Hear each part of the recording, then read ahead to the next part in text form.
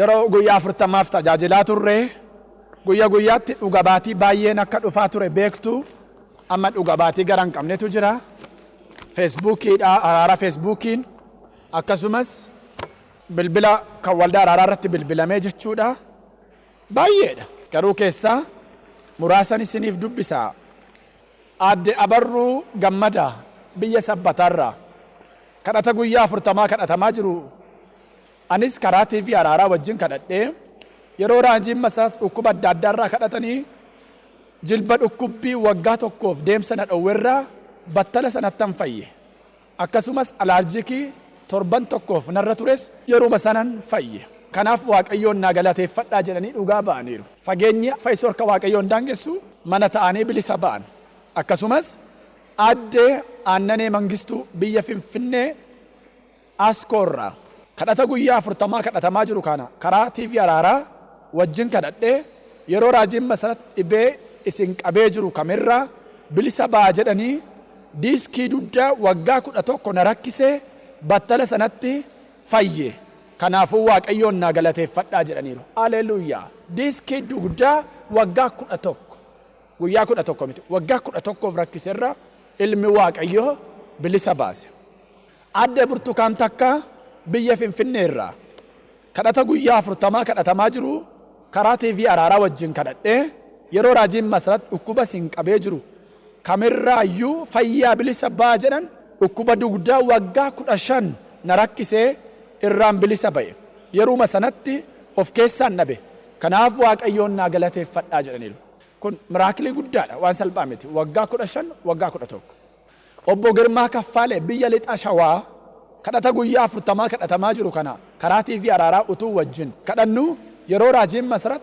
hafuura hamaa ifachaa kadhatanii haadha manaa koo irraa hafuurri hamaan iyyee kuffisee keessaa ba'e amma nagaa isheeti kanaaf waaqayyoon naa galateeffadhaa jedhu adde burtukaan tolchaa biyya Fiichee Salaaleerraa kana dura waggaa 4f baay'ee gaddaan ture bara 2011 ji'a fulbaanaa keessa waldaa Araaraa dhufee yeroo raajiin Meseret warra dhabaniif kadhatan anis carqii akka mucaatti baadhee kadhadhee waggaa isaatti mucaa dhiiraa argadheera kanaaf waaqayyoon naa galateeffadhaa jedhu adde Mebraatee Tashoomee biyya Beddelleerraa kadhata guyyaa 40 kadhatamaa jiru kanaan dura da'umsa irratti miilli koo na miidhamee miilli koo tokko naa in ejjetuu ture halkan abjuudhaan raajiin Meseret natti mul'atanii kayatii ammaa kaastee bilisa naan jedhan halkanuma sana irriba keessaa ka'ee yeroon ilaalu miilli yeroo dheeraaf na dhukkubaa ture na fayyee amma miilla koo nagaa waaqayyoon galateeffadhaan jira haleluuyaa adde Abbebeech Dassaaleny biyya Oolataarraa kadhata guyyaa 40 kadhatamaa jiru kana irratti TV Araaraa utuu wajjin kadhadhu yeroo raajiin Meseret dhukkuba garaagaraarraa kadhatanii anis wajjin iskiriinii tuqee wajjin kadhadhee battala sanatti lafatti na kuffisee garaa bokoksaa yeroo dheeraadhaaf na dhukkubee mana yaalaa garaagaraa jooree fayyuu dadhabe battala sanattan of keessaa dhabe kanaaf waaqayyoon naa galateeffadhaa jedhanii dhugaa ba'aniiru obbo Gammachuu Dirribaa biyya Gindabaratirraa haadhi manaa koo da'umsa irratti sammuun ishee tuqamee baay'ee of wallaaltee gara waldaa Araaraa fidee raajiin Meseret kadhatanii fi yeruma sanaa kaaftee of bartee amma fayyaa isheeti kanaaf naa galateeffadhaa jedhaniiru obbo Gammachuu Bultii biyya Amboorraa kadhata guyyaa 40 kadhatamaa jiru kana halkan abjuudhaan raajii Meseretii natti mul'atanii kaleen kee isa kaminni si dhukkubuu jedhanii na gaafatan isa kana jedhee itti argisiise harka irra ka'anii naaf kadhatani irriba keessaa ka'ee yeroon ilaalu kaleen koo inni yeroo dheeraaf na dhukkubee na rakkisee fayyeen arge kanaaf waaqayyoon naa galateeffadhaa jedhu ilmi waaqayyoo abjuu keessatti dhaqee bilisa baasa nama baay'ee ani ekeraa miti yookaan mitaatii miti kanan namatti dhaqu Osee boqonnaa 13 irratti ani raajota koo fakkaadhee mul'adhee hin fayyifneeree hin oolchineeree jedha kun karaatti waaqayyoo ilmaan isaa fakkaatee nama oolchuudha obbo Takkaallinyi Badhaadhaa biyya Walisoorraa kadhata guyyaa 40 kadhatamaa jiru karaa TV Araaraa wajjin kadhadhee yeroo raajiin Meseret bishaan irratti kadhatanii bishaan baadhee wajjin kadhadhee bishaanicha dhugee yeruma sana miilli koo waggaa 2 adoodee na dhukkubu yeruma sanattan of keessaa dhabe Kanaaf Waaqayyoon naa galateeffadhaa jedhaniiru. Dubbifamee himameen dhumu baay'eedha. Adda Roomaan Muhammad biyya Ararirraa kadhata guyyaa 40 kadhatamaa jiru karaa TV Araaraa utuu wajjin kadhachaa jiru. Yeroo raajiin Meseret bishaan harka jiru dhiigaaf ibiddatti geeddareera jedhan bishaan baadhee kadhadhee dhugee gaastiriikii coggaarraa waggaa 7 na dhukkubee yeruma sanattan of keessaa dhabee dabalataan qaama hormaata koo na dhukkubee deemee ilaalamnaan gadameessa kee irratti bishaan kuuseeraa opereeshinii ta'uu qabdanaan jedhan beellama naa qabanii yeroo raajiin Meseret lafa sin dhukkuburra harka kaadhaa jedhanii bilisa baa jedhan harka irraan kaadhee yeruma sanaa deemee ilaalamee bilisaa si keessan jiru naan jedhanii ragaa mana yaalaa naaf kennanii naa galateeffadhaa jedhu.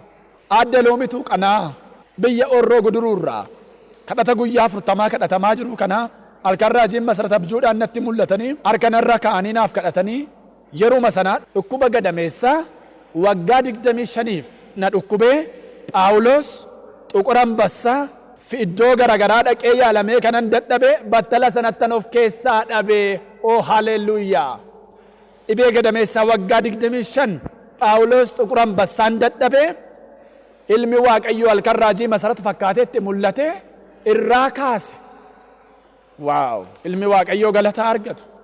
Akkasuma adda Ejjigaayyoo Tasfaayee biyya Arsiirraa kadhata yeroo guyyaa 40 kadhatamaa jiru kana karaa TV Araaraa wajjin kadhadhee yeroo raajiin Meseret dhibee kamitti iyyuu bilisa baa jedhan dhukkuba giffiitii waggaa dheeraaf aasimii waggaa 10 irraa bilisa ba'ee deemee ilaalamee jennaan dhukkuba tokko iyyuu si keessan jiru naan jedhanii kanaaf naa galateeffadhaa jedhu.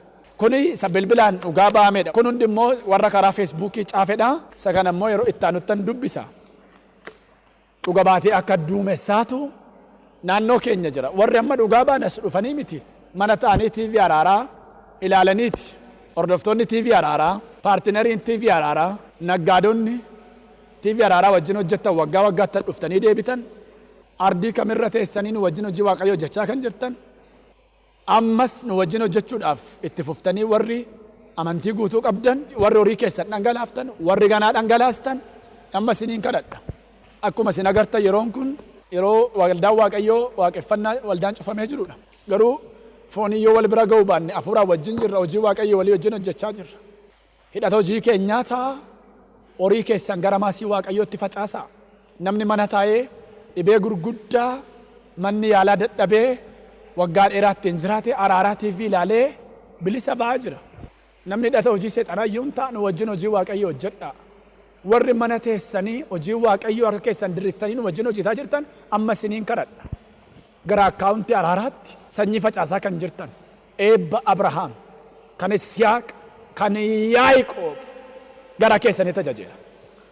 Akkaawuntii keetti borsaa keetti eebba Abrahaam ajajeera. Liqeessi malee hin liqeeffatin. Liqeessi malee hin liqeeffatin. Liqeessi malee hin liqeeffatin. Eebba Abrahaam kan Isiyaaq kan Yaaqoob manaan konkolaataan jireenya gaariin Abrahaam Isiyaaq kan Yaaqoob irratti dhufee nammaa kaasee si eebbisee humna dhiiga walichaatiin. Humna dhiiga walichaatiin. Humna dhiiga walichaatiin. Qilleensa eebbaa si tajaajila. Nagaadhaan si eebbiseera. Fayyaan si eebbiseera. Abjuun si eebbiseera. Dhiiga olichaan nana mana harka guuttanii akkasin facaaftan ituun turin dachaa dhibbaan akkasin hammattan dhiiga olichaatiin ajajeera. Yeroo darbe guyyaa 40 gaafa kadhachaa turre waggaa kana guutus gaara kadhataa irratti dabarsee waa'ee biyya kanaas waa'ee qilleensaas kadhachaan ture. Wantoota baroota nu fuuldura jiran kana mul'atan arguu waan gaarii miti. Wantoota rakkisaa baay'eetu jira. Dubbachuudhaaf hafuurri qulqulluun dubbadhu waan nan hin jenneef dubbachuu isaan barbaadu. Garuu Waaqayyoon cimsaa kadhadhaa. Lolaan rakkinaa hamaa biyya kanarra lolaa rakkinaa gidiraa hamaa biyya kanarra dhufee garagaluutu jira. Waaqayyoon kadhadhaa. Ooluudhaaf biyyi kun ofii keessaniifis ooluudhaaf cimsaa Waaqayyoon kadhadhaa. Yeroo nu fuuldura jiru barooti nu fuuldura jiran haaloti nu fuuldura jiran yeroo rakkisaa yeroo hamaadha. Gooftaa kadhadhaa. Anis kadhachaan jira. Eebbifamaa. Shaaloom. Haleluuyaa.